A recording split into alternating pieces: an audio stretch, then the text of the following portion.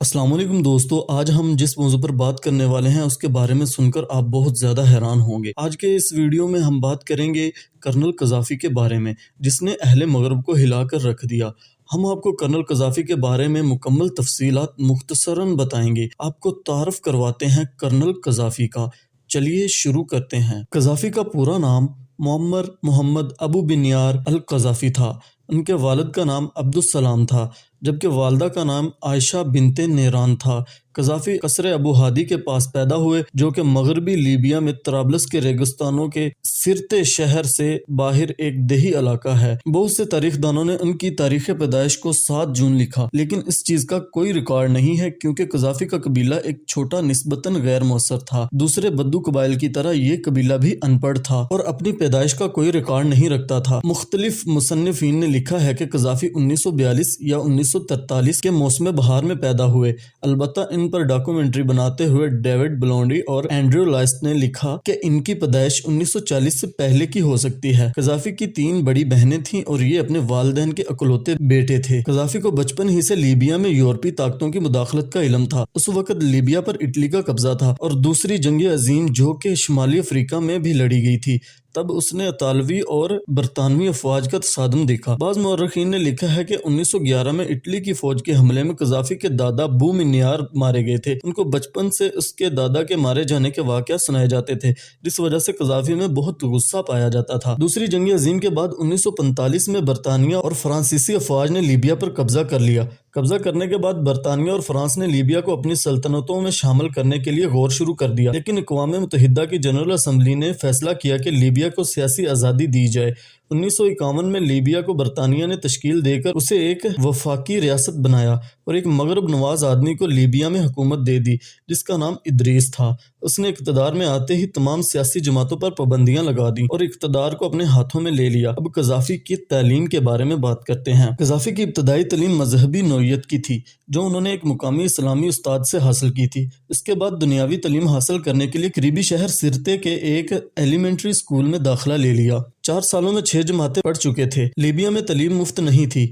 مالی تنگی کے باوجود ان کے والد انہیں پڑھانا چاہتے تھے۔ انہیں معلوم تھا میرا بیٹا پڑھ لکھ کر کچھ بن جائے گا۔ پڑھائی کے دوران قذافی سارا ہفتہ قریبی مسجد میں سوتے اور چھٹی والے دن اپنے والدین سے ملنے 20 میل تقریباً 32 کلومیٹر پیدل چل کر جاتے تھے۔ اسکول میں قذافی کو بدوی ہونے کی وجہ سے اکثر غنڈہ گردی کا سامنا کرنا پڑتا تھا، لیکن ان کو اپنے بدوی ہونے پر فخر ہوتا تھا، جس وجہ سے وہ اسکول میں پڑھنے والے دوسرے ہم نسب لڑکوں کے لیے حوصلہ اور فخر کا نشان بن گئے تھے۔ پھر ان کا خاندان سرتے شہر سے جنوبی وسطی لیبیا کے ایک شہر فیضان کے قصبے صبا میں چلے گئے، جہاں ان کے والد ایک قبائلی رہنما کے سیکیورٹی گارڈ کے طور پر کام کرنے لگ گئے۔ ان کے خاندان میں کوئی پڑھا لکھا نہیں تھا، لیکن قذافی نے پڑھنے کے لیے صبا کے ایک اسکول میں داخلہ لے لیا، جہاں ان کے بہت سے دوست بن گئے اور صبا میں بھی کافی عزت و مرتبہ حاصل کر لیا۔ ان کے کئی دوستوں نے سرکاری ملازمتیں حاصل کر لی، خاص طور پر ان کے ایک بہترین دوست عبدالسلام جلود نے۔ صبا کے اسکول میں بہت سے اساتذہ مصری تھے۔ یہاں پہلی بار قذافی کو عرب اخبارات، ریڈیو نشریات تک رسائی حاصل ہوئی۔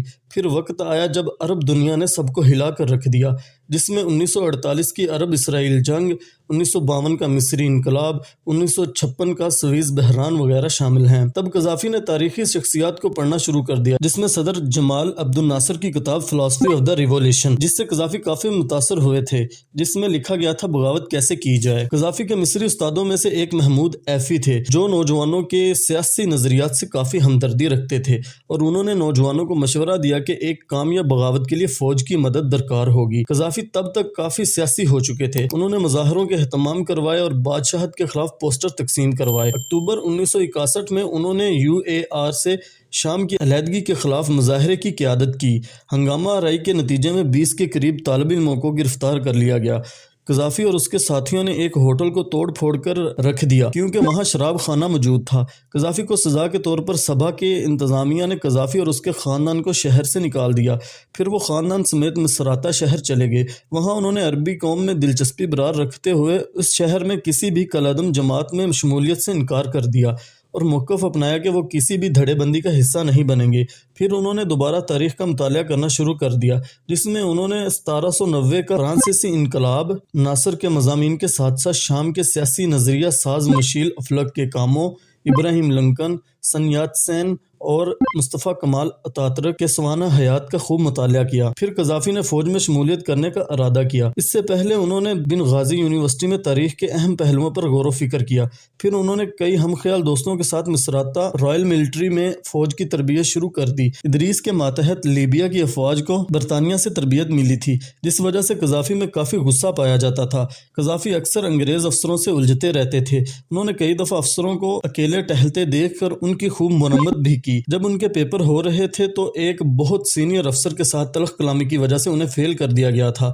پھر برطانوی تربیت کاروں نے قذافی کے اس رویے کی وجہ سے ہائی کمیشن میں اطلاعات دیں۔ ان پر انکوائری بیٹھی تو قذافی پر 1963 میں ایک ملٹری اکیڈمی کے افسر کو قتل کرنے کا الزام عائد ہوا۔ تاہم اس الزام کو ذاتی دشمنی قرار دیتے ہوئے قذافی نے ان الزامات کی تردید کو یقینی بنا دیا، جس وجہ سے قذافی کو ملٹری سے نہ نکالا گیا۔